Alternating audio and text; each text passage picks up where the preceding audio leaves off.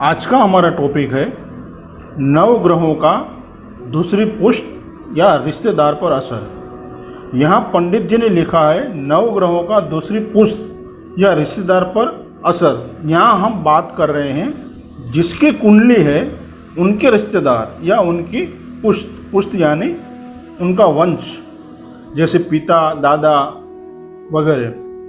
तो आगे पंडित जी लिखते हैं, जब किसी का बृहस्पति प्रबल मालूम हो तो जिस घर में बृहस्पति बैठा हो उस शख्स के इस खाना नंबर के ताल्लुकदार जिसमें कि बृहस्पति हो, बृहस्पति की लिखी हुई शिफ्ट के होवे।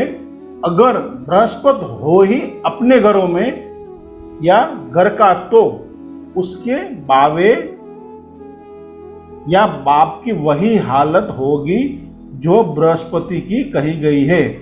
इसी तरह ही आगे और ग्रह लेंगे, इसे हम समझने की कोशिश करेंगे। अब पंडित जी का कहना है कि जब किसी का बृहस्पति प्रबल हो, प्रबल यानी मजबूत हो, और वह जिस घर में बैठा हो उस मनुष्य के जाने जिसकी कुंडली है उसकी कुंडली के खाना नंबर के ताल्लुकदार यानी रिश्तेदार जो होंगे उसमें बृहस्पति की जो लिखी हुई बातें होंगी, मतलब जैसे ग्रह किसी न किसी रिश्तेदार का कारक होता है उसी तरह हर एक घर भी किसी न किसी रिश्तेदार को कारक होता है, यानी किसी न किसी रिश्तेदार को वो दर्शाता है। तो यहाँ पंडित जी का कहना है, पंडित जी हमें कहना चाहते हैं कि कोई भी घर में कोई ग्रह बैठा है तो इस ग्रह की जो लिखी हुई बातें होंगी वह इस घर में या इस घर के जो रिश्तेदार होंगे उसमें इस ग्रह की लिखी हुई बातें होंगी।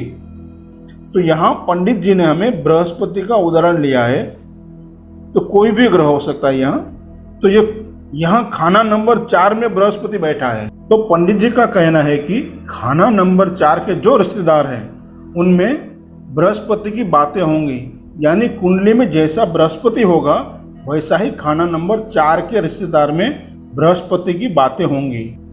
यहाँ पर कोई और ग्रह होता जैसे मंगल है तो मंगल की लिखी हुई शर्तें यानी खाना नंबर 4 में मंगल आने से जो बात बताई गई है वो खाना नंबर 4 के रिश्तेदार में मिलेगी आप, यानी जैसा मंगल होगा वैसे ही खाना नंबर 4 के रिश्तेदार में वह बातें होंगी। और पंडित जी लिखते हैं कि यदि बृहस्पति हो अपने घरों में यानी बृहस्पति के अपने घर खाना नंबर 9 और खाना नंबर 12। अपना घर किसे कहते हैं कि ग्रह जिन राशियों के मालिक है और वह राशियां जिस घर में है वह घर उस ग्रह का अपना घर होता है। पंडित जी आगे लिखते हैं, तो उसके बावे या बाप की वही हालत होगी जो बृहस्पति की कही गई है। तो मान लो बृहस्पति खाना नंबर 9 में है, हम यहाँ खाना नंबर 9 लेते हैं।